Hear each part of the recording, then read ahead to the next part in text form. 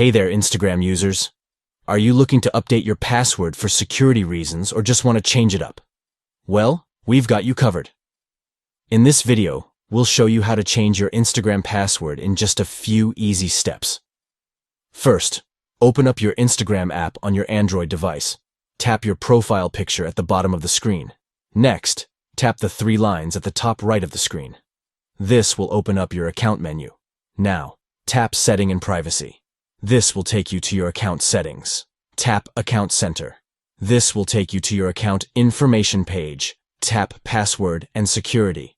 This will take you to the Password Change page. Tap Change Password, then tap the account you'd like to change your password. This will allow you to enter your current password and new password. Enter your current password and then enter your new password. Make sure to choose a strong and unique password. Finally, tap Change Password. This will update your password and keep your account secure. That's it. With these simple steps, you can now have a new password for your Instagram account. So go ahead, give it a try, and let us know in the comments below how it goes.